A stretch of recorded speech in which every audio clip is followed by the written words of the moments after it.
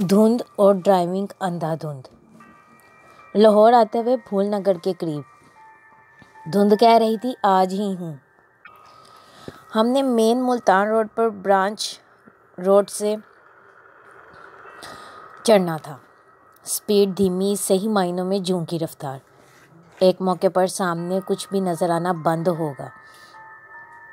ایسی صورتحال کے لیے بتائے گئے گاڑی کے پروسیجرز پر عمل سے شیشوں پر پڑی دھند کی نمی تو دور ہو رہی تھی، مگر آگے راستہ دیکھنا اور کچھ بتانا ان کا کام نہیں تھا، لہٰذا گاڑی روکنا پڑی۔ کدھر جانا ہے اس کا پتہ تھا، کہاں آ گئے ہیں، مین روڈ کتنی دور ہے اس کا علم نہیں تھا۔ گوگل میپ سے مدد لی، مین روڈ 10 میٹر پر تھی۔ اس سڑک پر ٹریفک رینگ رہی تھی، ہماری گاڑی بھی اس قافلے میں شامل ہو گئی۔ ٹریفک زیادہ ہونے سے دھند کی شدت قدرے کم ہو گئی تھی۔ اسی دوران ایک بس قریب سے گزری، اس کی سپیڈ کافی تھی۔ ہم نے بھی کار اس کے پیچھے لگا دی، اس کی لائٹس شاید زیادہ ہی تیز تھیں، دھند کو چیرتی پھاڑتی گاڑی فراٹے بھر رہی تھی۔ ہم بھی پیچھے پیچھے دھند میں محفوظ فاصلہ رکھ کر اندھا دھند اس بس کے پیچھے لپکے جا رہے تھے۔ کوئی مشکل، کوئی مسئلہ پیش نہیں آیا۔ چند روز قبل سیالکوٹ موٹر وے پر دھند کی وجہ سے حادثہ پیش آیا۔ حد نظر محدود ہونے پر ایک شخص نے گاڑی سڑک کے انتہائی بائیں جانب موڑ دی، اس کے پیچھے دوسری پھر تیسری گاڑی رکی۔ ایسی گاڑیوں کی تعداد 9-10 ہو گئی۔ اس دھند میں اندھا دھند ڈرائیونگ سے المناک حادثہ ہو گیا۔ مسافر بس ان گاڑیوں پر چڑھ دوڑی۔ دھند میں ہیڈ لائٹس جتنی بھی تیز ہوں، محفوظ ڈرائیونگ ایسی ہی ہو سکتی ہے، یا ایسی نہیں ہو سکتی کہ 80-85 کی سپیڈ پر گاڑی بھاگ سکے۔ جس بس کے پیچھے ہم بھاگم بھاگ چلتے رہے، ڈرائیور اسے اندھا دھند ہی چلا رہا تھا۔ احتیاط کی بات کی جاتی ہے تو کچھ لوگ حادثات کو تقدیر کا لکھا قرار دیتے ہوئے ایسا ہی جواز پیش کرتے ہیں کہ جن کاروں کو بس نے ٹکر ماری وہ احتیاط ہی کر رہے تھے، لیکن حادثے کا شکار ہو گئے۔ واقعی احتیاط ایک حد تک ہی ہو سکتی ہے، احتیاط کرنے والوں کا کوئی قصور نہیں تھا، مگر کسی کی تو غلطی تھی، وہ اندھا دھند گاڑی چلانے والے کی تھی۔ ایسے ہی ایک واقعے نے دل دہلا کے رکھ دیا۔ زوفشاں اعجاز کے فیس بک پر ایک پوسٹ موجود ہے جس میں لکھا ہے، میں سکھر سے لاہور کے لیے براستہ موٹر وے روانہ ہوا۔ تقریباً 7:30 بجے ملتان کو عبور کیا۔ ڈرائیور کار چلا رہا تھا۔ موسم صاف تھا اور دھند بالکل بھی نہیں تھی۔ عبدالحکیم انٹرچینج سے 4 کلومیٹر دور BRV ہونڈا کار ٹرک سے سڑک کے بیچ درمیان ٹکرائی ہوئی تھی۔ کچھ لوگ گاڑیوں سے نکل کر جائے حادثے پر جمع تھے، ہم نے بھی اپنی گاڑی قطار میں کھڑی کی اور باہر آ گئے۔ میری آنکھوں نے ایک انتہائی تکلیف دہ منظر دیکھا۔ 2 سال کے خوبصورت بچے کے سر، منہ اور ناک سے بری طرح خون بہہ رہا تھا۔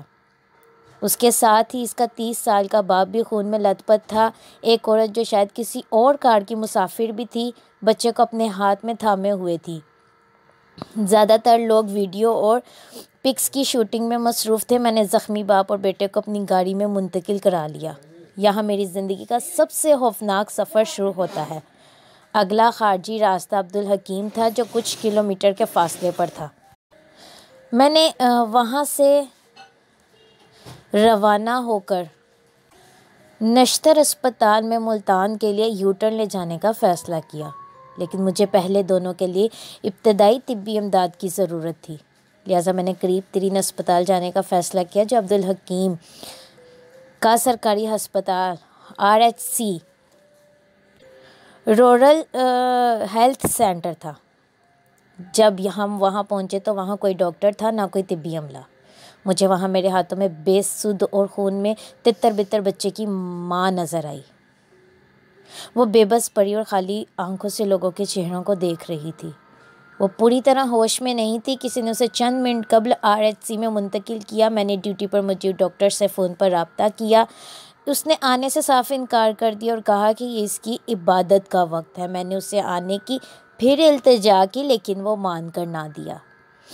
اس کے بعد میں نے اپنے ذرائع استعمال کرنا شروع کر دیا اور اگلے ہی چند منٹ میں DC اور DPO خانے وال میرے رابطے میں تھے، لیکن بیچارے بچے کو بہت دیر ہو چکی تھی۔ وہ میری گود میں ہی دم توڑ گیا۔ جب اس کی موت ہو گئی تو اس نے اپنے ہاتھ میں ایک بالکل نیا گلابی رنگ کا لباس پکڑا ہوا تھا جو اس کے والدین نے 1 ہفتہ قبل امریکہ سے خریدا تھا۔ جب وہ خاندان کے ساتھ اس کی سالگرہ منانے پاکستان روانہ ہوئے تھے، میں نے اپنی آنکھوں سے قیامت دیکھی۔ وہ بالکل میرے اپنے بچے کی عمر کا تھا۔ میں نے اس شخص کی جیبیں تلاشیں، اس کے کارڈ مل گئے۔ وہ امریکی شہری تھا اور کیلیفورنیا میں رہتا تھا۔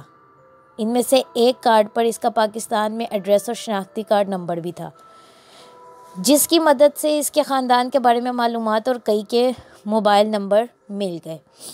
ہم نے معصوم بچے اور زخمیوں کو ڈی ایچ کیو خانیوال منتقل کر دیا۔ ڈی ایچ او اور ڈی سی خانیوال دونوں کافی تعاون کر رہے تھے۔ اس دوران مجھے معلوم ہوا کہ ڈرائیور جو ان کی گاڑی چلا رہا تھا اسے خراش تک نہیں آئی تھی۔ بعد میں اس سے ملنا ہوا، وہ 60 سال سے زیادہ کا تھا۔ کچھ دن پہلے جب یہ خاندان امریکہ سے واپس آیا تھا تو اس ڈرائیور کی خدمات حاصل کی تھی۔ وہ نائٹ بلائنڈ تھا، یعنی اسے اندھیرا وہ نائٹ بلائنڈ تھا، یعنی اسے اندھیرتا تھا۔ ایسے شخص کو رات کو بہت کم نظر آتا ہے۔ 120 کی سپیڈ سے کار کی ٹرک سے ٹکر ہوئی تھی۔ اس پورے واقعے کے دوران میں نے کئی لوگوں کو بغیر احساسات کے پایا۔ ایک ڈاکٹر کو دیکھا جس نے اپنی عبادت کو 3 قیمتی جانوں پر ترجیح دی۔ ایک ڈرائیور جس نے لالچ میں پورے کنبے کو تباہ کر دیا۔ اور پھر اسے کیا کہا جائے، 40 لاکھ کی کار جس میں ایئر بیگ نہیں تھے۔ لوگ اس کی مدد کرنے کی بجائے اس واقعے کی عکس بندی میں مصروف تھے، اور کچھ ایسے افراد جو ان کی مدد کرنے میں کوئی کسر نہیں چھوڑ رہے تھے۔ شکریہ۔